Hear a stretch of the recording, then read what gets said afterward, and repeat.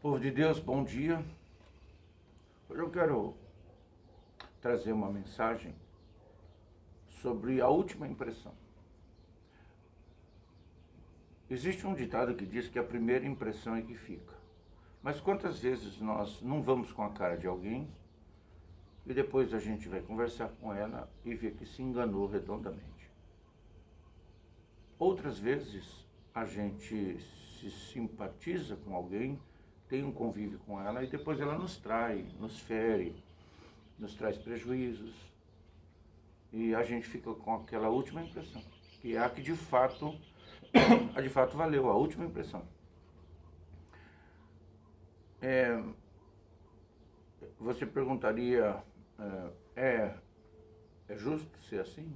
Não sei se é justo, mas eu sei que é o que realmente acontece. A gente acaba ficando com a última impressão. O ladrão da cruz, diante da multidão, ele era um ladrão. Mas e diante de Jesus? Quando Jesus diz, ainda hoje entrarás comigo no paraíso. A última impressão ali é que valeu, e foi a impressão de Jesus. Eu sempre ouço, tem frases de para-choque, você pode viver sem Jesus, mas morrer sem Ele é terrível. Então a última impressão, os últimos atos, eles de fato são os que vão determinar o nosso destino. A última impressão, de fato, é a que fica. No livro de Êxodo 20, existe um texto muito questionado até, que fala de maldição hereditária. O problema é que pessoas que se sentem vítimas de maldição escoram-se neste tema para justificar suas derrotas e etc. Mas, à luz das Escrituras, nós vamos ler agora e vamos discorrer sobre o assunto. Então falou Deus todas estas palavras, dizendo: Eu sou o Senhor teu Deus, que te tirei da terra do Egito, da casa da servidão. Não terás outros deuses diante de mim. Não farás para ti imagem de escultura, nem alguma semelhança do que há em cima nos céus, nem embaixo na terra, nem nas águas debaixo da terra. Não te encurvarás a elas, nem as servirás, porque eu, o Senhor, sou um Deus zeloso, que visito a maldade dos pais dos filhos até a terceira e a quarta geração daqueles que me aborrecem. E faço misericórdia em milhares aos que me amam e guardam os meus mandamentos. Em outras versões, faço misericórdia até 1000 gerações daqueles que amam e guardam os meus mandamentos. Ou naqueles. Então, irmãos, Deus tinha tirado o povo do Egito.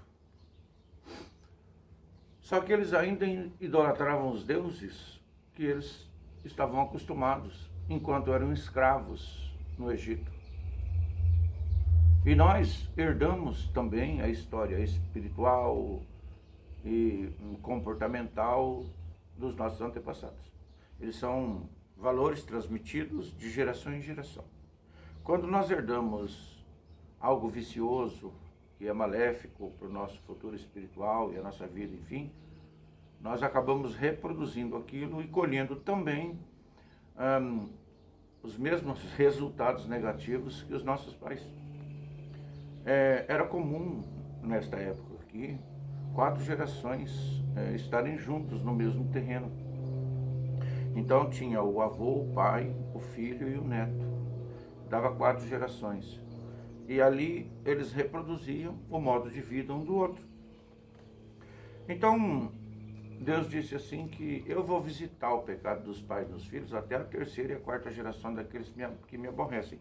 Deus estava especificamente aqui falando sobre o primeiro mandamento. Não terás para ti imagem de escultura, ou seja, não adorarás deuses, cujos pais adoravam no Egito no período de escravidão. Pessoas que adoram deuses, eles estão debaixo de uma escravidão espiritual. E Deus estava dizendo que eles escolheriam o resultado ruim desta prática religiosa de idolatria, de adoração de falsos deuses. se eles assim permanecessem, seria perpetuada aquela maldição. Seria uma maldição hereditária. E observa que Deus fala isso logo após o primeiro mandamento. Ele dá o primeiro mandamento, faz uma pausa e dá as bênçãos e as maldições decorrentes do cumprimento ou não do primeiro mandamento. Então, é porque Deus faz isso? Porque ele queria um futuro abençoado para a nação.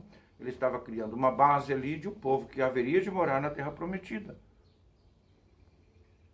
E ele então dá o primeiro mandamento e fala sobre ele, das suas repercussões. Então, só que ele diz assim que se nós formos fiéis, ou se aquele povo fosse fiel, ele seria abençoado até 1000 gerações. Então veja que o alcance da bênção é muito extenso, muito grande. O que nós entendemos? Que quando nós nos convertemos, quando nós aceitamos ao Senhor, quebramos esse processo, porque nós paramos de idolatrar outros deuses, de ter comportamentos idólatras, nem estou falando só de divindades, mas comportamentos idólatras, e passamos a dar prioridade e adoração ao nosso Deus. Então, quando nós tratamos de maldição hereditária, fazemos oração, fazemos quebra, a pessoa ela deve estar convertida a Jesus, senão não funciona. Senão a maldição continua acompanhando a família, porque a pessoa não vai assumir compromisso com Deus, então Deus também não assume compromisso com quem não tem compromisso com Ele. Então, gente, nós não podemos nos descorar e atribuir as nossas fraquezas e atribuir os nossos insucessos à maldição. No caso, a culpa é nossa, porque entendemos que quando aceitamos ao Senhor Jesus, esta bênção de 1000 gerações passa a vigorar na nossa vida e na nossa geração. Eu quero fazer alguns comentários aqui, baseados no livro de Ezequiel 18, que eles trazem uma luz sobre o assunto. Eu vou ler aqui do versículo 1 ao versículo 4 do capítulo 18 de Ezequiel. E veio a mim a palavra do Senhor dizendo: que tendes vós? Vós que dizeis esta parábola acerca da terra de Israel, dizendo: os pais comeram uva verdes e os dentes dos filhos embotaram? Vivo eu, diz o Senhor Jeová, que nunca mais direis este provérbio em Israel. Eis que todas as almas são minhas, como também a alma do pai, também a alma do filho é minha, e a alma que pecar, essa morrerá. Observa que diz assim: a alma do pai e a alma do filho são minhas, ou é minha. A alma que pecar, certamente morrerá. Ele não está fazendo repercutir o pecado do pai no filho. Ou seja, cada pessoa responde por si. Ele está dizendo: nunca mais este provérbio será dito em Israel. Os pais comeram uvas verdes e o dente dos filhos ficaram embotados ou marrentos. Então, gente, aqui está sendo claro o assunto. O filho não vai herdar o pecado do pai. E o pai não vai responder pelo pecado do filho. Ou seja, cada um será responsável por si na questão do pecado.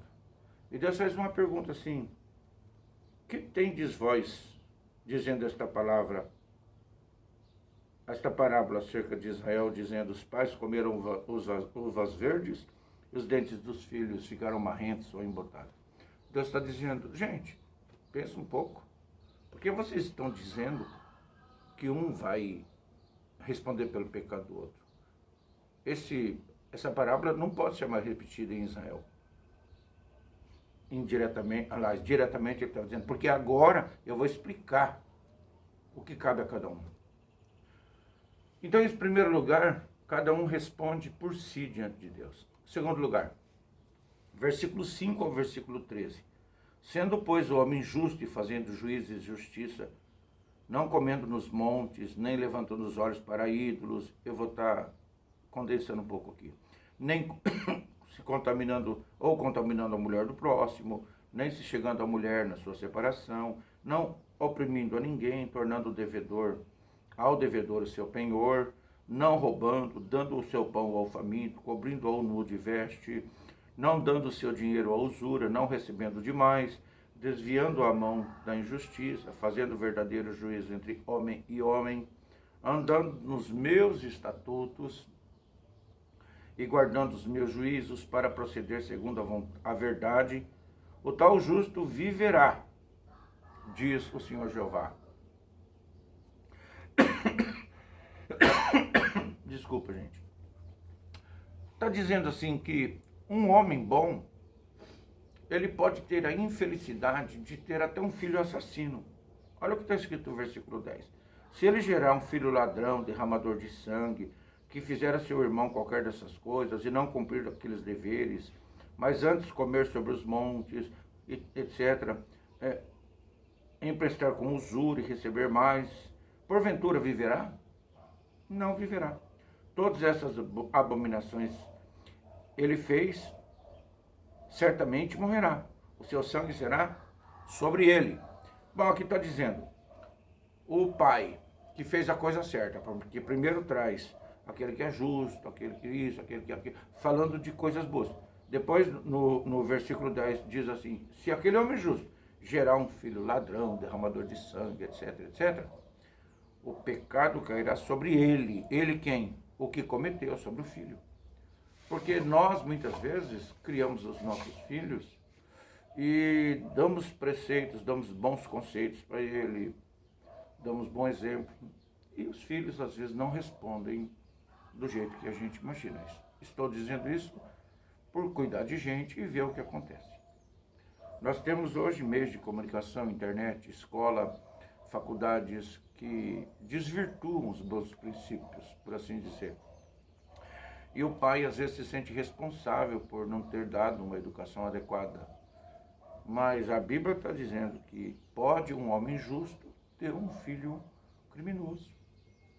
A culpa é do pai? O pecado vai cair sobre o pai? Não. Tudo aquilo que o filho cometer recairá sobre ele. Ele não pode jogar nas costas do pai e dizer, faça assim, porque meu pai fez isso. Não. A Bíblia está dizendo que um homem bom pode ter infelicidade de ter um filho assassino, ladrão, mas não será requerido do pai a respeito do pecado. A Bíblia diz que nós temos que ensinar o filho no caminho que deve andar. É dever do pai falar sobre Jesus, ensinar o filho sobre doutrina bíblica, é dever do pai. Mas isso não significa que o filho vai cumprir. Terceiro lugar, um ladrão, um assassino, ele pode gerar um filho bom. Versículo 14 ao 18 diz, eis que se ele gerar um filho que veja todos os pecados que o pai fez, e vendo-as não cometer coisas semelhantes, aí vem, não ir nos montes fazer oferenda, não adorar ídolos, não oprimir ninguém, desviar sua mão do aflito, ou seja, não ferir as pessoas e tal. Aí diz assim, seu pai fez, porque fez opressão e roubou os bens do irmão, o que fez não era bom, e fez o que não era bom no meio do povo, eis que ele morrerá pela sua maldade. Ele quem? O pai.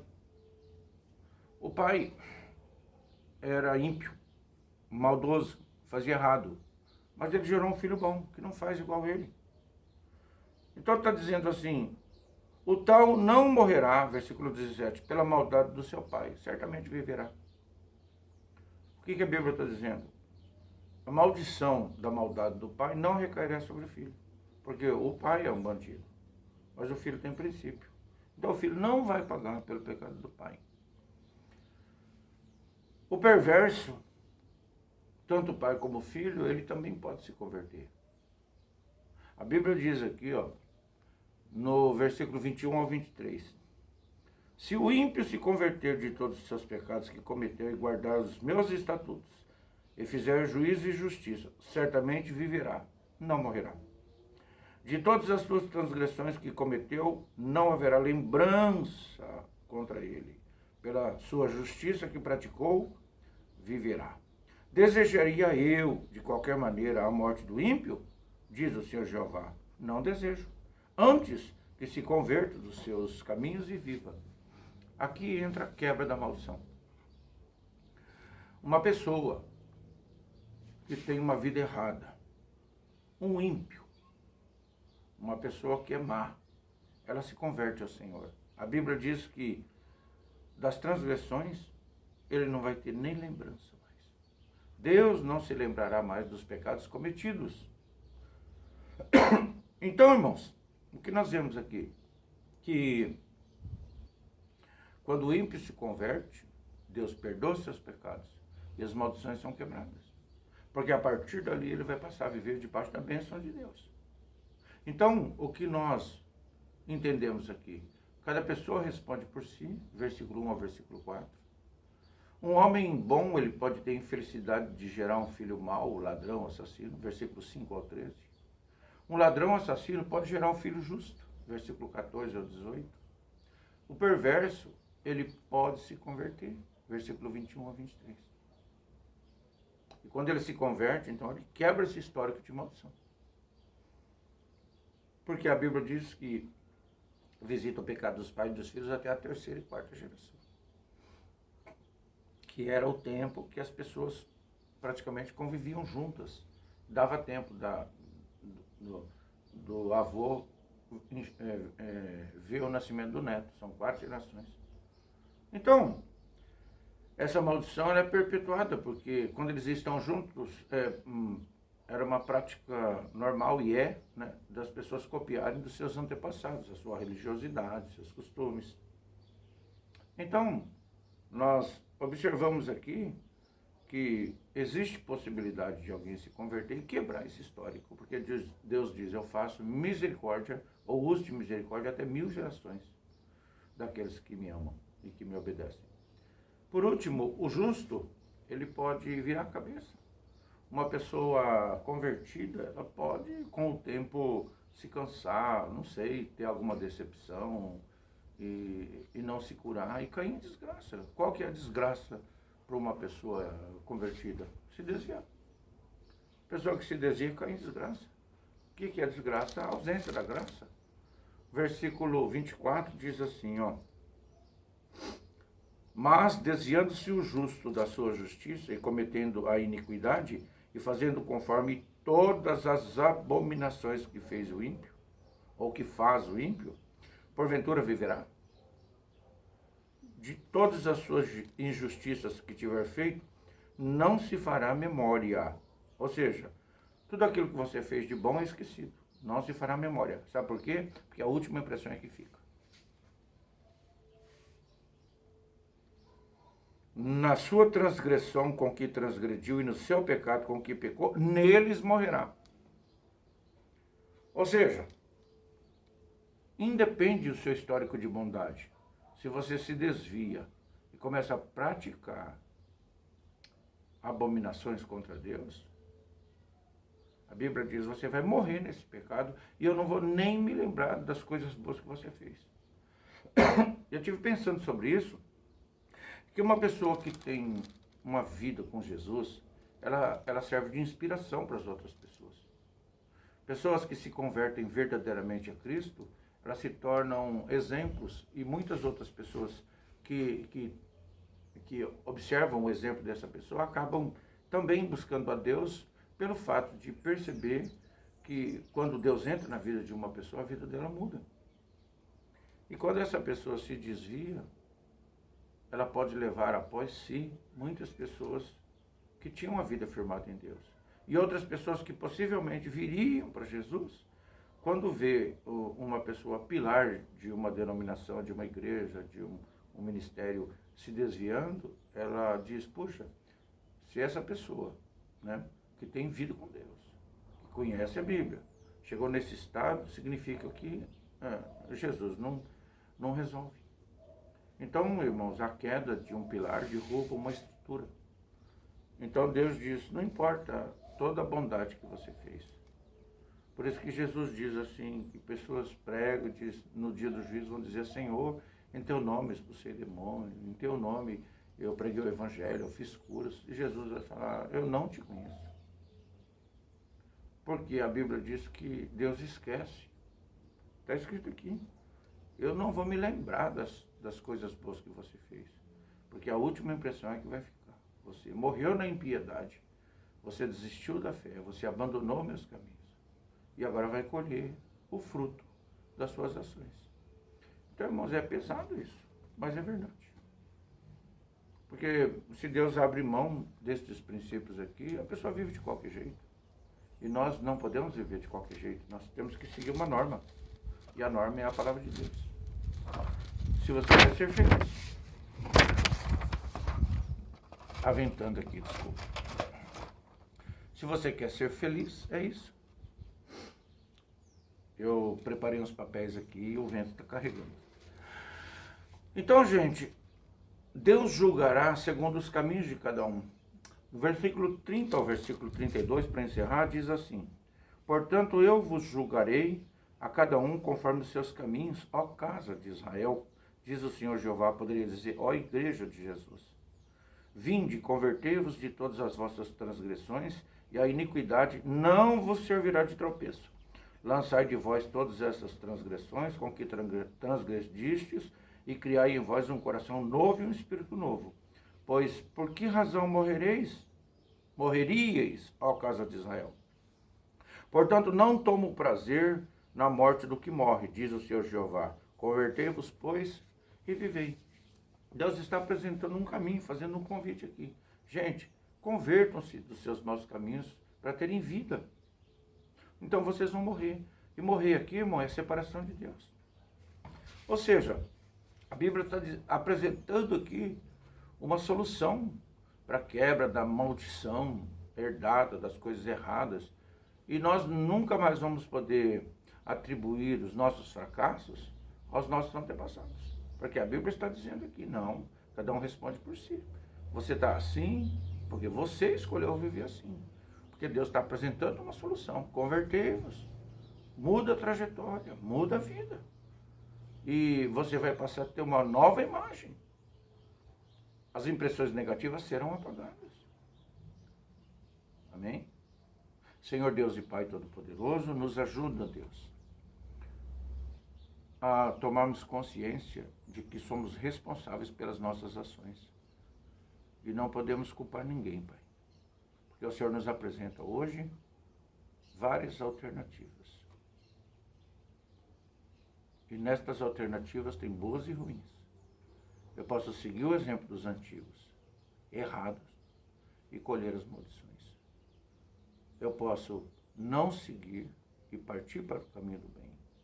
Eu posso seguir as boas recomendações dos antepassados que eram convertidos e também fazer o que é certo.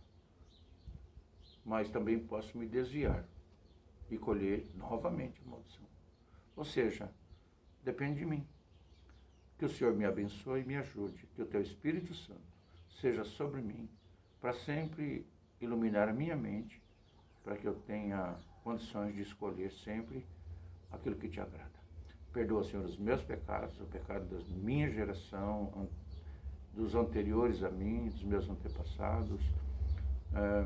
Eu faço uma quebra aqui e que isso não tenha acesso sobre a minha vida, no sentido de eu repercutir aquilo, mas que eu tenha consciência das mudanças que eu preciso para ter uma vida feliz, próspera e abençoada.